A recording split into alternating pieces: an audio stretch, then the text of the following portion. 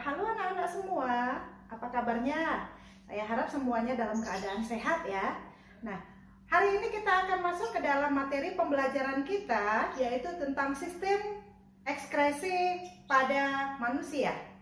Ya, kita tahu bahwa setiap hari kita pasti mengeluarkan sesuatu dari bagian tubuh kita. Nah, apa saja itu yang dikeluarkan? Nah, proses dari pengeluaran zat di dalam tubuh kita itu dinamakan dengan eliminasi ya. Eliminasi atau proses pengeluaran zat pada tubuh kita ini dibedakan atas 3 bagian. Yang pertama dinamakan dengan defekasi.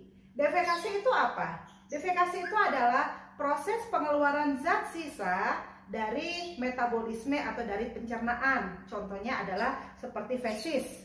Nah, yang kedua itu adalah sekresi. Apa itu sekresi? Sekresi itu adalah proses pengeluaran zat yang masih berguna bagi tubuh. Contohnya adalah enzim dan juga hormon. Nah, yang ketiga adalah ekskresi. Apa itu ekskresi? Ekskresi itu adalah proses pengeluaran zat sisa dari metabolisme tubuh yang tidak berguna lagi bagi tubuh kita. Bahkan dia bisa bersifat racun bagi tubuh. Makanya harus dikeluarkan. Contohnya apa? Seperti keringat, CO2, urin, dan juga cairan empedu.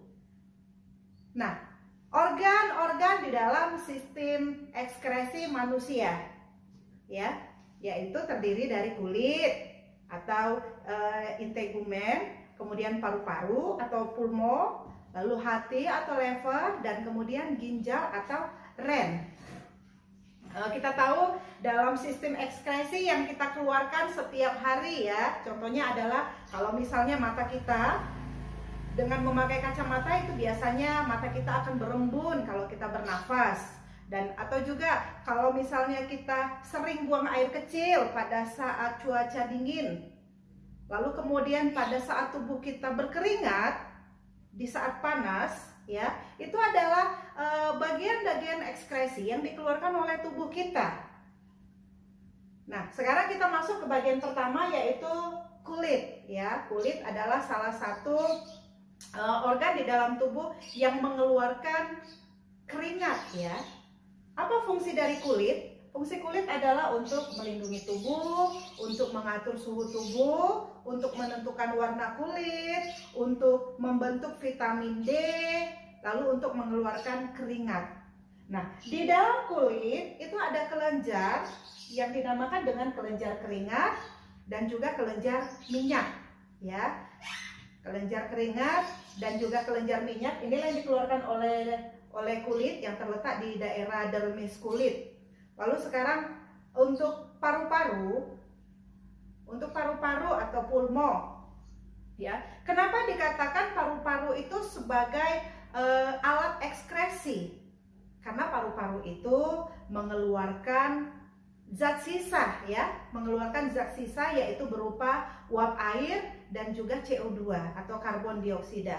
Dan CO2 bersama dengan H2O dari hasil metabolisme itu diangkut oleh darah ke paru-paru, lalu kemudian dibuang secara difusi di alveolus. Lalu kemudian hati atau hepar. Hati ini menghasilkan zat sisa, itu berupa urin dan juga zat warna empedu atau bilirium.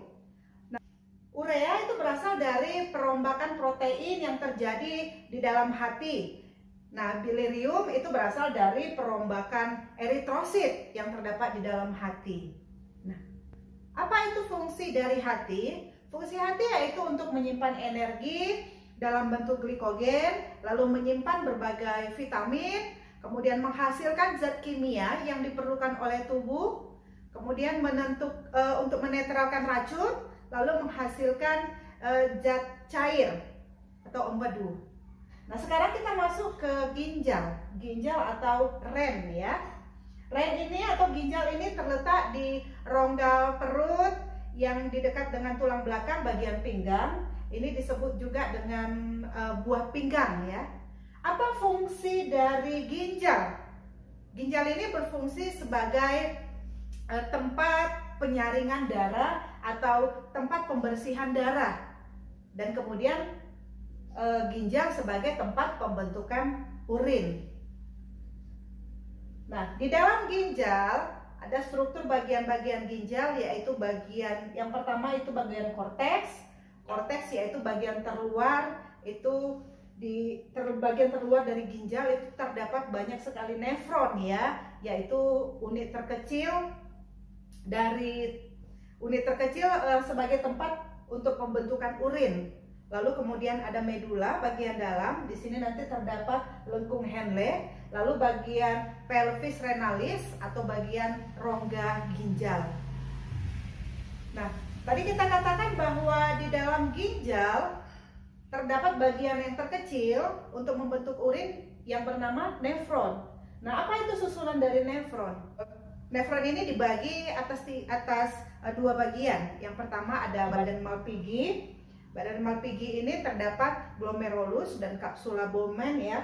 Lalu kemudian ada tubula. Tubula ini kumpulan dari saluran-saluran, yaitu tubulus contortus proximal. Nah, di nefron inilah nantinya terjadi pembentukan dari urin ya. Proses pembentukan dari urin ini terdapat 3 tahapan. Yang pertama ada filtrasi, yang kedua ada reabsorpsi, kemudian yang ketiga ada augmentasi. Nah, dalam filtrasi ini adalah tempat untuk penyaringan darah, yaitu terletak di bagian badan Malpighi yang menghasilkan urin primer. Di dalam urin primer ini sudah tidak ada lagi sel darah dan juga protein ya. Nah, urin primer ini akan menuju tubulus contortus proximal, dan disinilah di tubulus contortus proximal inilah akan mengalami reabsorpsi. Nah, apa itu reabsorpsi? Reabsorpsi itu adalah penyerapan kembali berupa nutrien, air, dan garam.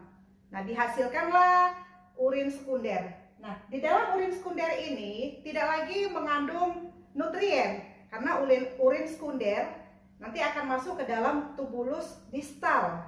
Dari tubulus distal inilah terjadi nanti augmentasi.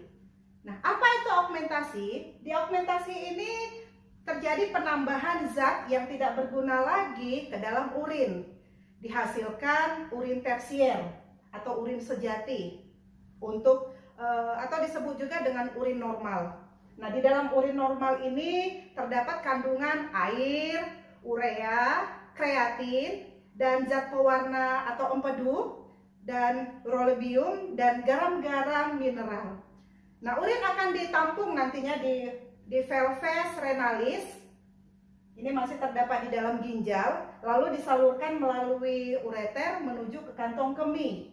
Nah, di kantong kemih nanti urin ini akan dikumpulkan untuk sementara, lalu setelah penuh akan dikeluarkan melalui uretra. Nah, ini adalah bagian urutan dari organ-organ yang dilalui oleh urin, mulai dari ginjal, masuk ke ureter, masuk ke kandung kemih, lalu kemudian dikeluarkan melalui uretra. Ya, ada beberapa kelainan atau penyakit yang terdapat pada ginjal. Yang pertama itu adalah nefritis. Nefritis ini adalah penyakit karena rusaknya nefron. Ini terutama terjadi pada bagian glomerulus dari ginjal. Lalu kemudian yang kedua ada batu ginjal. Batu ginjal ini terbentuk endapan dari garam kalsium di dalam rongga ginjal, di dalam saluran ginjal atau di kandung kemih.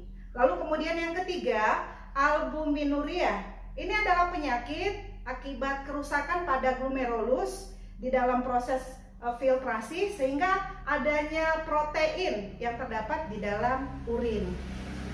Lalu yang keempat ada hematuria. Ini adalah penyakit dengan adanya sel darah merah pada urin. Lalu penyakit yang berikutnya adalah diabetes insipidus. Ini terjadi karena kekurangan hormon ADH atau hormon antidiuretik. Lalu kemudian ada kanker ginjal. Di kanker ginjal ini terjadi akibat adanya pertumbuhan sel pada ginjal yang tidak terkontrol di sepanjang tubulus yang ada di dalam ginjal. Nah, itulah dia penjelasan tentang sistem ekskresi pada manusia. Nah, sekarang kita masuk ke latihan soal. Soalnya ini dia. Pada penampang melintang ginjal berikut ini, bagian X berfungsi untuk A. Filtrasi darah, B. Menampung urin, C. Augmentasi urin primer, D. Reabsorpsi. Nah, kita lihat di sini bahwa X itu adalah bagian dari korteks ginjal ya, atau bagian lapisan terluar dari ginjal, di mana di dalam lapisan ini terdapat nefron atau unit terkecil dari ginjal yang berfungsi sebagai tempat pembentukan dari urin. Nah, salah satu proses dari pembentukan urin ini adalah filtrasi darah. Jadi jawabannya adalah A, filtrasi darah. Ya, demikian penjelasan tentang sistem ekskresi pada manusia.